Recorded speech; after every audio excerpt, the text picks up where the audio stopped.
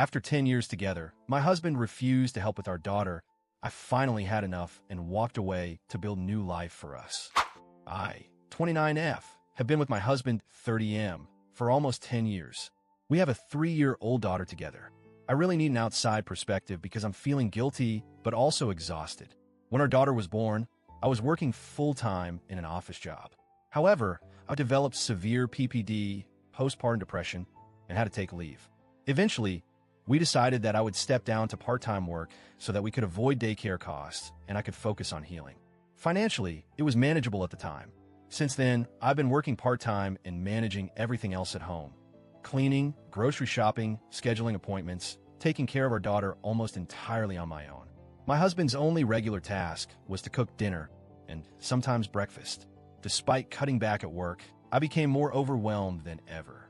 I repeatedly asked my husband for more help, but after a week or two of small efforts, he would say he was too tired from his full-time job, 40 hours/week. Meanwhile, I was sinking mentally, physically, and emotionally. Earlier this year, I told him I wanted to return to full-time work and split responsibilities more evenly. He said no, that he wasn't willing to take on more at home. Despite his objection, I found and accepted a full-time remote position anyway. This job also allows me to afford a reputable daycare for our daughter on the days I need to work on site. I hoped that once he saw I was serious, he would step up. Instead, he became furious that I had taken a job. He told me flat out that he would not be helping any more than he already does, cooking dinner, and that I should not expect anything else. I asked him recently if he could at least help by brushing our daughter's teeth in the mornings to lighten my load a bit. He snapped that this, meaning my full-time work, was my choice and that I had done this to myself. At that moment, something in me broke. I realized I was already doing everything. Working, parenting, cleaning, planning, and now financially supporting a home that's under major renovation due to hurricane damage without insurance. If he wouldn't even brush her teeth in the mornings, what partnership is left here? Now, I'm seriously contemplating divorce. If I'm already parenting and managing life alone, why stay in a marriage where I'm constantly begging for basic support? Still, a part of me feels guilty for giving up on a 10-year relationship, especially when we have a child. So, Reddit, AITA for deciding that if you won't help, I won't stay. Update 1, a few days later. After posting, I spent a lot of time reflecting on your comments and advice. Thank you to everyone who responded with kindness and honesty. Some of your words hit me harder than I expected. Reading your replies made me realize something simple but painful. I was already a single parent in every way that mattered. The emotional burden had been crushing me for years. It wasn't just about brushing teeth or cooking meals. It was about the complete lack of partnership, of love, of basic respect. The past few nights, I watched him from across the dinner table. I tried to see if maybe I was being unfair, if maybe he was carrying burdens I didn't notice. But no, he sat there, scrolling his phone, while our daughter tugged at my sleeve, asking for help with her fork. He barely noticed her. He barely noticed me.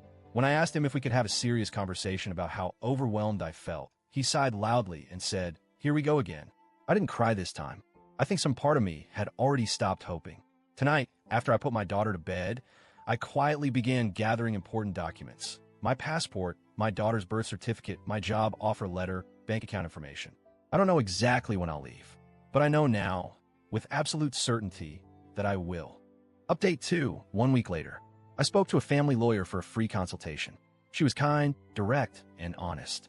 She explained that since I am the primary caregiver and financially stable with my new job, I would have strong standing if custody arrangements become necessary.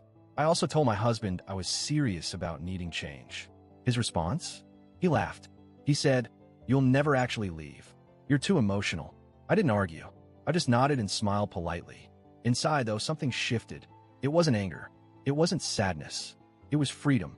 The next day, I found a small, affordable 2-bedroom apartment near my daughter's daycare. It's not fancy. The pain is mine.